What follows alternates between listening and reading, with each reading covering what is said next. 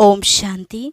11 अक्टूबर 2023 के ईश्वरीय महावाक्य। पहले एक नज़र मुरली के मुख्य पॉइंट्स पर। बाबा ने कहा, तुम्हारी बुद्धि में सदा रहना चाहिए कि शिव बाबा ही हमारा बेहद का माता पिता व पति आदि सब कुछ है। लेकिन बच्चों को यह नशा स्थायी नहीं रहता, भूल जाते हैं।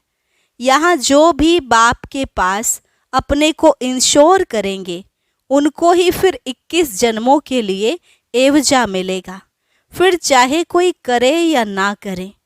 यह पढ़ाई ऊंच से ऊंच भी है और साथ में सहज और सस्ती भी। इसे कभी मिस नहीं करना चाहिए। सारा मदार पढ़ाई पर है। गरीब अगर अच्छा पढ़ते हैं तो वह साहूकार से भी उच्च पद पा सकते हैं। बाप तो है ही गरीब निवाज। फिर बाबा ने कहा, तुम ब्राह्मण बच्चों ने 84 जन्मों में भिन्न भिन्न शरीर धारण कर पार्ट बजाया है। जब यह सिमरन चलता रहे तब कहेंगे यह पूरा त्रिकालदर्शी बने हैं। तुम्हें सबको यह फर्स्ट क्लास रास्ता बताना है। अंधों की लाठी बन सबको नींद से सुजाग करना है।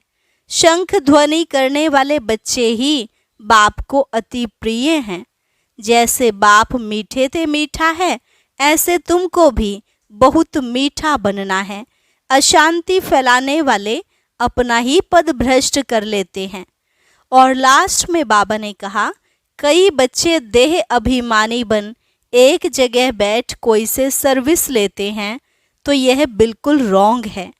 चलते फिरते उठते बैठते अब तुम्हें देही अभिमानी होने की अच्छी तरह से प्रैक्टिस करनी है। ऐसे ना हो कोई से दुश्मनी कोई से दोस्ती। और अब सुनते हैं महावाक्यों को विस्तार से। मुरली का सार। मीठे बच्चे, यह पढ़ाई बहुत सस्ती और सहज है। पद का आधार गरीबी व साहूकारी पर नहीं, पढ़ाई पर है। इसलिए पढ़ाई पर पूरा ध्यान दो। प्रश्न, ज्ञानी तु आत्मा का पहला लक्षण कौन सा है? उत्तर, वह सभी के साथ अति मीठा व्यवहार करेंगे। किसी से दोस्ती किसी से दुश्मनी रखना यह ज्ञानी तु आत्मा का लक्षण नहीं। बाप की श्रीमत है, बच्चे अति मीठा बनो। प्रैक्टिस करो, मैं आत्मा इस शरीर को चला रही हूँ, अब मुझे घर जाना है। गीत, तू प्यार का सागर है। ओम शांति। बच्चों ने किसकी महिमा सुनी? निराकार बेहद के बाप की। वह ज्ञान का सागर ऊंच ते ऊंच है। उनको ही ऊंच ते ऊंच बाप कहा जाता है। परम शिक्षक अर्थात ज्ञान का सागर भी कहा जाता है। अभी तुम समझते हो, यह महिमा हमारे बाप की है, जिस द्वारा हम बच्चों की भी वही अवस्था होनी है। वह बड़े ते बड़ा बाप है, कोई साधु सन्यासी तो नहीं है। यह तो बेहद का बाप निराकार परमपिता परमात्मा है। तुम बच्चों की बुद्धि में है कि यह हमारा बेहद का माता पिता पति आदि सब है। फिर भी वह नशा स्थायी नहीं रहता, घड़ी घड़ी बच्चों को भूल जाता है। यह तो ऊंच ते ऊंच और अति मीठे ते मीठा बाप है, जिसको सभी आधा कल्प याद करते हैं। लक्ष्मी नारायण को इतना याद नहीं करेंगे। भक्तों का भगवान एक ही निराकार है, उनको ही सब याद करते हैं।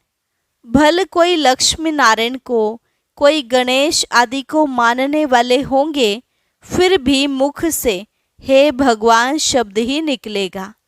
हे परमात्मा अक्षर जरूर सबके मुख से निकलता है। आत्मा उनको याद करती है। जिस्मानी भक्त जिस्मानी चीज को याद करते हैं, तो भी आत्मा इतनी पिताव्रता है जो अपने बाप को जरूर याद करती है। दुख में झट आवाज निकलता है, हे परमात्मा। यह जरूर समझते हैं कि वह परमात्मा निराकार है, परंतु उनका महत्व नहीं जानते। अभी तुम महत्व को जानते हो। वह तो हमारे अब सम्मुख आए हैं। वह है स्वर्ग का रचयिता, हमको सम्मुख पढ़ा रहे हैं। यह एक ही पढ़ाई है। वह जिस्मानी पढ़ाइयाँ तो भिन्न भिन्न प्रकार की होती हैं। कोई का मन पढ़ाई में नहीं लगता है तो छोड़ भी देते हैं। यहाँ इस पढ़ाई में पैसे आदि की कोई बात नहीं। वह गवर्नमेंट भी गरीबों को फ्री पढ़ाती है। यहाँ तो यह है ही मुफ्त में पढ़ाई, फीस कुछ भी नहीं। बाप को गरीब निवाज कहा जाता है। गरीब ही पढ़ते हैं। यह है बहुत सहज और सस्ती पढ़ाई। मनुष्य अपने को इंश्योर भी करते हैं। यहाँ तुम भी इंश्योर करते हो। कहते हो बाबा आप हमें स्वर्ग में 21 जन्मों का एवजा देना। भक्ति मार्ग में ऐसे नहीं कहते कि हे परमपिता परमात्मा हमको 21 जन्म के लिए वर्षा दो। यह तुम अभी जानते हो। हम डायरेक्ट अपने को इंश्योर करते हैं। यह तो हमेशा कहते हैं फल देने वाला ईश्वर है। सबको ईश्वर ही देते हैं। भले कोई भी साधु संत अथवा रिद्धि सिद्धि वाला हो, देने वाला सबको ईश्वर है। आत्मा कहेगी देने वाला ईश्वर है। दान पुण्य आदि करते हैं फिर भी उसका फल देने वाला ईश्वर ही है। इस पढ़ाई में कोई खर्चा नहीं है। बाबा ने समझाया है गरीब का भी इतना ही इंश्योर होता है। साहूकार लाख करेगा तो उनको लाख का मिलेगा। गरीब 1 रुपया करेंगे, साहूकार 5,000 करे तो भी एवजा दोनों को इक्वल बराबर मिलना है। गरीबों के लिए बहुत सहज है, कोई फीस नहीं लगती। गरीब अथवा साहूकार दोनों बाप से वर्षा पाने के हकदार हैं। सारा मदार पढ़ाई पर है। गरीब अच्छा पढ़ते हैं तो उनका पद साहूकार से भी उच्च हो जाता है। पढ़ाई ही कमाई है। बड़ी सस्ती और सहज पढ़ाई है। सिर्फ इस मनुष्य सृष्टि झाड़ के आदि मध्य अंत को जानना है, जिसको कोई भी मनुष्य मात्र जानता नहीं है। त्रिकालदर्शी कोई हो नहीं सकता। सब कह देते बेअंत है। समझते हैं मनुष्य सृष्टि का बीज परमात्मा है, यह उल्टा झाड़ है। फिर भी कह देते हम यथार्थ रीति नहीं जानते हैं।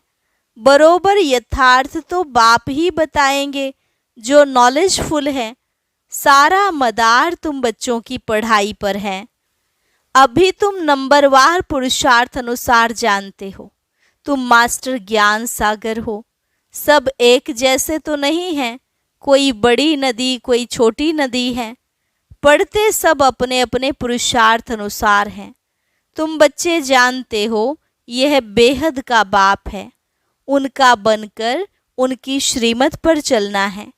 कोई के लिए कहा जाता है यह बेचारा परवश है, माया के वश हो उल्टी मत चलाते हैं।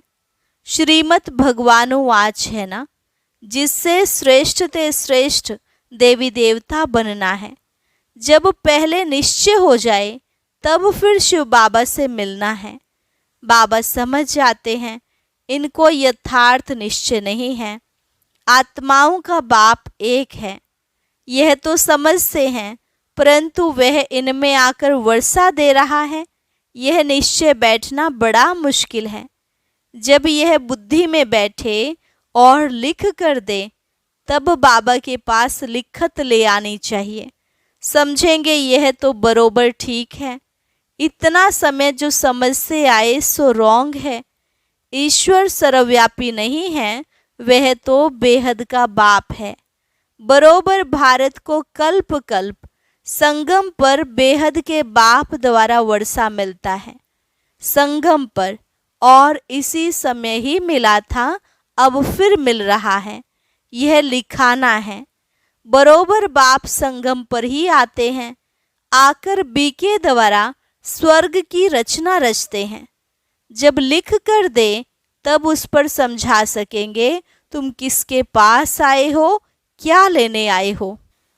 ईश्वर का रूप तो निराकार है। ईश्वर का रूप न जानने कारण ब्रह्म तत्व कह देते हैं। बच्चों को समझाया है वह तो बिंदी है। यह बात और किसकी बुद्धि में नहीं बैठेगी। परमात्मा एक बिंदी है। आत्मा के लिए कहते हैं चमकता है सितारा भ्रिकुटी के बीच में। वह छोटी सी चीज है। तो विचार करना है पार्टधारी कौन है। इतनी छोटी आत्मा में कितना अविनाशी पार्ट नूंधा हुआ है। इन बातों में जब कोई डीप जाए तब उनको समझाना है। तुम्हारी आत्मा कहती है हमने 84 जन्म लिए हैं। वह सारा पार्ट छोटी सी बिंदी रूप आत्मा में मर्ज है, जो फिर इमर्ज होता है। इस बात से मनुष्य वंडर खाएंगे। यह बात तो कोई समझते नहीं। 84 जन्म हमारे रिपीट होते हैं। यह बना बनाया ड्रामा है। आत्मा में कैसे पार्ट नूंधा हुआ है, सुनकर मनुष्य वंडर खाएंगे। बरोबर मैं आत्मा कहती हूँ, हम आत्मा एक शरीर छोड़ दूसरा लेती हूँ। यह हमारा पार्ट नूंधा हुआ है जो ड्रामानुसार रिपीट होता है। यह बातें कमजोर बुद्धि वाले कभी धारण कर ना सके। यह सिमरन करना है, हम 84 जन्म ले पार्ट बजाता हूँ, शरीर धारण करता हूँ। जब यह सिमरन चलता रहे तब कहे यह पूरा त्रिकालदर्शी है। दूसरे को भी त्रिकालदर्शी बनाने का पुरुषार्थ कर रहे हैं। समझाने की भी बच्चों में हिम्मत चाहिए। अंधों की लाठी बन नींद से सुजाग करना है। जाग सजनिया जाग, अब नई दुनिया स्थापन होती है। पुरानी दुनिया का विनाश हो रहा है। तुमने त्रिमूर्ति ब्रह्मा विष्णु शंकर का नाम नहीं सुना है। ब्रह्मा द्वारा स्थापना होती है। यह सब ब्रह्मा कुमार कुमारियां हैं ना। अकेला ब्रह्मा तो नहीं करेंगे। प्रजापिता के साथ जरूर ब्रह्मा कुमार कुमारियां होंगे। इनका बाप भी जरूर होगा जो इनको सिखलाने वाला है। इन ब्रह्मा को तो ज्ञान सागर नहीं कहेंगे। ब्रह्मा के हाथ में शास्त्र दिखाते हैं, परंतु परम पिता परमात्मा इनमें आकर इन द्वारा सभी वेद शास्त्रों का सार बताते हैं। ब्रह्मा शास्त्रों का सार नहीं सुनाते। वह कहाँ से सीखे। उनका कोई भी बाप व गुरु होगा ना। प्रजापिता तो जरूर मनुष्य होगा और यहाँ ही होगा। वह ठहरा प्रजा को रचने वाला। उनको क्रिएटर ज्ञान सागर नॉलेजफुल नहीं कह सकते।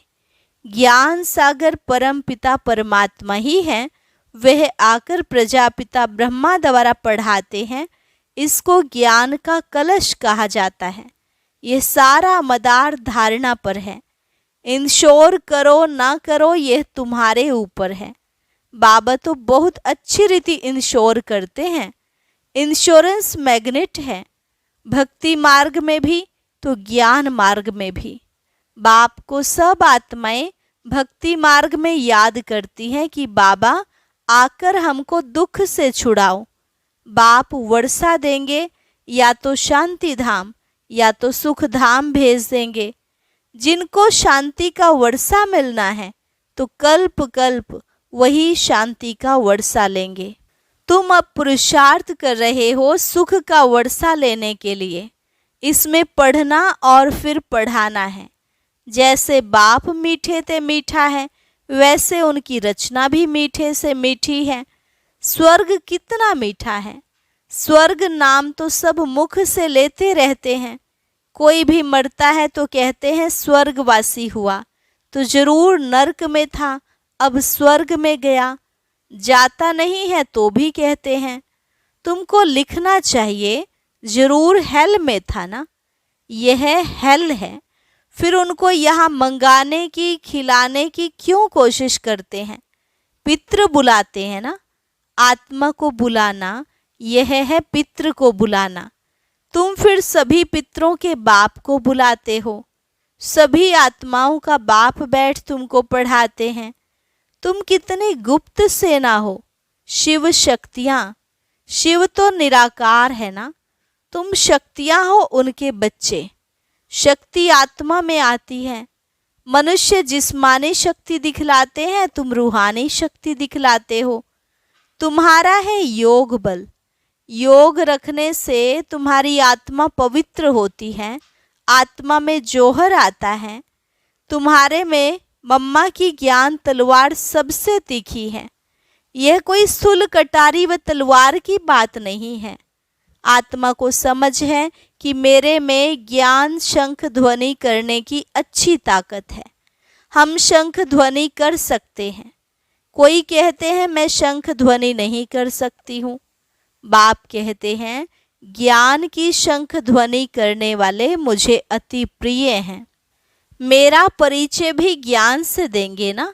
बेहद के बाप को याद करो, यह भी ज्ञान दिया ना। बाप को याद करना है, इसमें मुख से कुछ बोलना नहीं है, अंदर में समझना है। बाप हमको नॉलेज दे रहे हैं। बाप कहते हैं तुमको वापस चलना है, मुझे याद करो तो विकर्म विनाश होंगे। भगवान उवाच मन मना भव, तो जरूर वह निराकार होगा ना। साकार कैसे कहेंगे कि मुझे याद करो। निराकार ही कहते हैं हे आत्माएं मुझे याद करो, मैं तुम्हारा बाप हूँ। मुझे याद करेंगे तो अंतमति सोगति हो जाएगी। तुम आत्माएं इस शरीर द्वारा कहती हो कि जीव की आत्मा अपने बाप को याद करो। बाप भी आत्माओं को कहते हैं मन मना भव। तुम आत्माओं को हमारे पास ही आना है, देही अभिमानी होना है, अच्छी तरह से प्रैक्टिस करनी है। मैं आत्मा इस शरीर को चलाने वाली हूँ, अब मुझे वापस बाप के पास जाना है। बाप कहते हैं चलते फिरते उठते बैठते मुझे याद करो। जो अशांति फैलाते हैं वे अपना पद भ्रष्ट करते हैं। इसमें तो बहुत बहुत मीठा बनना है। गीत भी है ना, कितना मीठा कितना प्यारा, शिव भोला भगवान। तुम भी उनके बच्चे भोले हो, फर्स्ट क्लास रास्ता बताते हो कि बाप को याद करो तो स्वर्ग के मालिक बनोगे। और कोई ऐसा सौदा दे न सके। तो बाप को बहुत याद करना चाहिए। जिनसे इतना सुख मिलता है उनको ही याद करते हैं। पतित पावन आओ। आत्माएं पतित बनी हैं, उनके साथ शरीर भी पतित बना है। आत्मा और शरीर दोनों पतित बने हैं। वह लोग तो कह देते आत्मा निर्लेप है, पतित बन नहीं सकती, परंतु नहीं, एक परम पिता परमात्मा में ही कभी खाद नहीं पड़ती। बाकी तो सब में खाद पड़नी ही है। हर एक को सतो रजो तमो में आना ही है। यह सब पॉइंट्स धारण कर बहुत मीठा बनना चाहिए। ऐसे नहीं कि कोई से दुश्मनी कोई से दोस्ती। देह अभिमान में आकर यहाँ ही बैठ कोई से सर्विस लेना बिल्कुल रॉन्ग है। अच्छा, मीठे मीठे सिकिल अधे बच्चों प्रति माता पिता बाप दादा का याद प्यार और गुड मॉर्निंग। रूहानी बाप की रूहानी बच्चों को नमस्ते। रूहानी बच्चों की रूहानी बाप दादा को नमस्ते नमस्ते, गुड मॉर्निंग। धारणा के लिए मुख्य सार। पहली पॉइंट, ज्ञान का सिमरण कर त्रिकालदर्शी बनना और बनाना है। अंधों की लाठी बन उन्हें अज्ञान नींद से सुजाग करना है। दूसरी पॉइंट, 21 जन्मों के लिए अपना सब कुछ इंश्योर करना है, साथ साथ ज्ञान की शंख ध्वनि करनी है। वरदान, अपनी जिम्मेवारियों के सब बोझ बाप को दे, सदा निश्चिंत रहने वाले सफलता संपन्न सेवाधारी भव। अपनी जिम्मेवारियों के सब बोझ बाप को दे, सदा निश्चिंत रहने वाले सफलता संपन्न सेवाधारी भव। जो बच्चे जितना स्वयं हल्के रहते हैं उतना सेवा और स्वयं सदा ऊपर चढ़ते रहते, अर्थात उन्नति को पाते रहते। इसलिए सब जिम्मेवारियों के बोझ बाप को देकर स्वयं निष्फुर्ण रहो। किसी भी प्रकार के मैपन का बोझ ना हो, सिर्फ याद के नशे में रहो। बाप के साथ कंबाइंड रहो, तो जहाँ बाप है वहाँ सेवा तो स्वतः हुई पड़ी है। करावनहार करा रहा है तो हल्के भी रहेंगे और सफलता संपन्न भी बन जाएंगे। स्लोगन: बेहद ड्रामा के हर दृश्य को निश्चित जानकर सदा निश्चिंत रहो। बेहद ड्रामा के हर दृश्य को निश्चित जानकर सदा निश्चिंत रहो। अच्छा, और अब सुनते हैं आज का अव्यक्त ज्ञान मोती। ये एक बहुत संस्कारितापूर्ण वीडियो है, जरूर देखें, कोई भी मिस ना करे।